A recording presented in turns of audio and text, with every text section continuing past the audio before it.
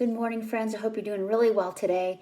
And I wanted to start out this video by just saying, again, thank you to all our regular viewers, those who watch on replays, those who watch live, those who share these videos with family and friends and then their own health practitioners, just to know what it is that, what journey is you're on. You know, it's really important if we can get open-hearted, curious support from people that are in our life, that we would want that, right? So again, please share these videos with people that you know, hey, they do actually want to learn and understand and support you. So anyway, thank you all for watching and supporting these teachings and encouragement. So this week I thought I would talk about, again, we already have a blog post kind of prepared ahead of time, and I'm just adding some more teaching to the mix. So there are lots of things I guess I could say about steps, you know, to being a normative eater, right? And we all, I mean, everybody watching this probably can get access to the 10 principles of intuitive eating, which is like ditch diets, all that. I want to talk about some things that it's not that people don't talk about, but it doesn't hurt for them to be explicitly said over and over so we don't forget, all right? So one of the things that's really important to recognize is that dieting, or even binging or over-exercise, all of these things create these kind of psychic containers, which means that, like, if I do my exercise routine, or if I count my macros, or if I don't eat till noon because I'm trying to, you know, do something with your health, whatever. These are containers to your day, your life. It's just basically something for your brain to think about, okay? And when you're doing that, what it is you're not dealing with the roots of what got you preoccupied with food or weight or health in the first place, right? And, you know, this is not a conversation. These aren't videos about like how to best optimize your health. That's not what we talk about here. Those can be done after you actually have a really good relationship with food. It's easy to make food changes when it's like, you know, I'm weight neutral, whatever my body needs to do with this changes to my fat or fiber intake or whatever, that's you're cool with that because you're not using your food anymore to manipulate your body. So don't forget that when you start this journey, you're going to have to put some support and structure in place. You can't just like, just like when I did keto, I'm gonna like eat all the fat and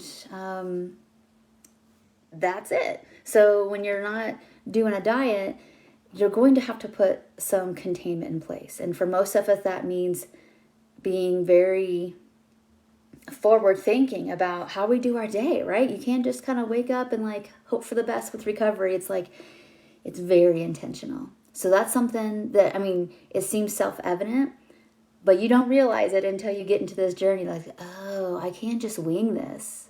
I can't just like hope by osmosis I'm going to take in all this readings and this podcast or even these videos. I'm going to have a notebook and a pen and actually look at my day and how am I going to do this supportive eating thing. It's not planning like a diet, but it's certainly planning to be successful with getting your food needs met, with being able to be really congruent and integrity and transparent with yourself of where you're pushing off meals, where you're skipping food groups, where you're not putting play foods in.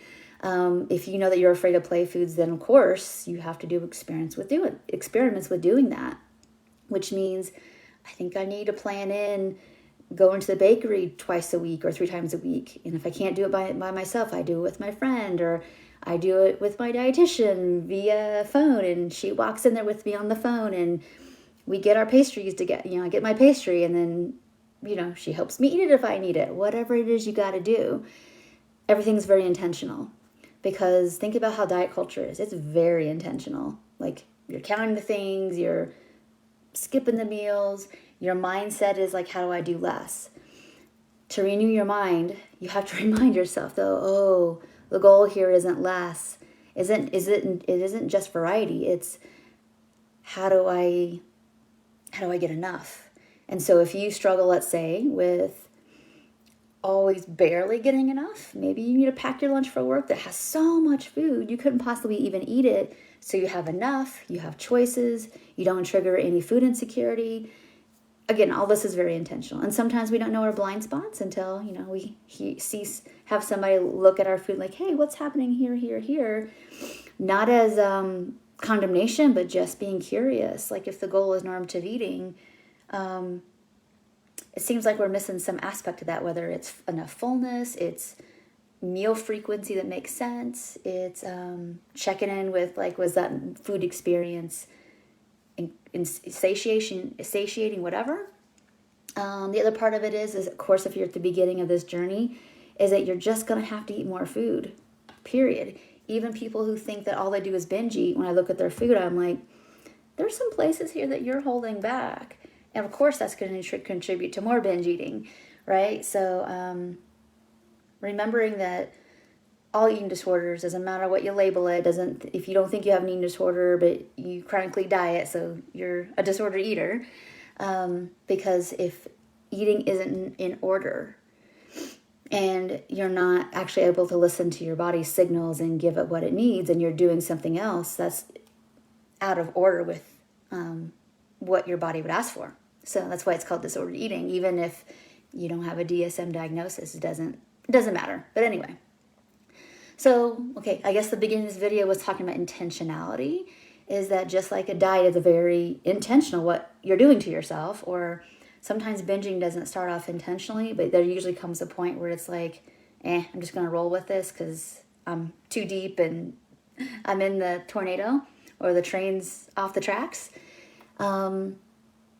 Setting ourselves up by a little bit of forethought about how do we help our lives be contained when the diet and the binging's no longer running the show is really, really important. So I'm just going to leave it at that today. I'm going to talk about some more points on Wednesday's video, but keep this in mind. And I hear this a lot from people is like, Tracy, I thought I was just going to like stop dieting and stop binging and just eat the food and not care. Well, that's step one, is to like be mentally in, like, I'm not going to diet anymore, and I'm going to look at my life and figure out where the triggers to that binging is. Like, I'm intentional. I'm committed to that. And then number two is that the action is got to take place, even if the thoughts of restricting or binging are still there. And it's so important. And this is not for this video, but we talk a lot about like when things are in so much autopilot, it takes a lot of knowing that like I live in a life that is feeling pretty triggerable to me right now. And so we have to add in the glimmers. If you don't add in the things that make you feel safer, you're going to run on autopilot as well. So it can be done. Again, it's a lot of intentionality. And you don't have to do all that alone. Of course, with the Peaceful Eating community, you can reach out to us, keep watching these videos, taking notes, taking action on them, capturing your thoughts. And people say, well, that all sounds like a lot of work. Well, so is dieting. So is binging. It takes time. It takes energy.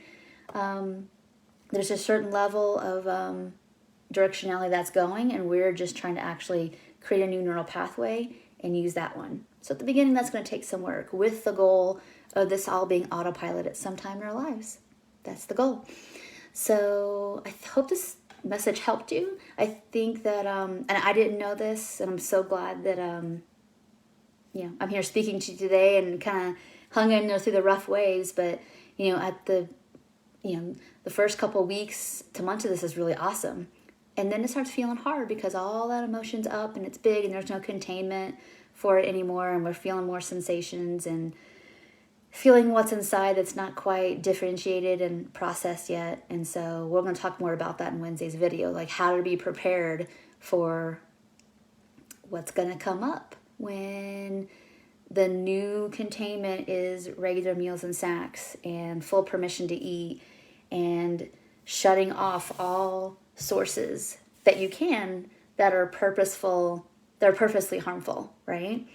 And keeping those boundaries. So once you start to keep those boundaries, what you're going to notice is that your insides feel pretty loud, and that's what we're going to talk about in Wednesday's video. So I can't wait to see you there. Thank you so much for watching live, friends, and then those who are watching the replay, thanks for being here and your support of this work and this channel, and I hope you have a really great day. I'll talk to you soon, and bye for now.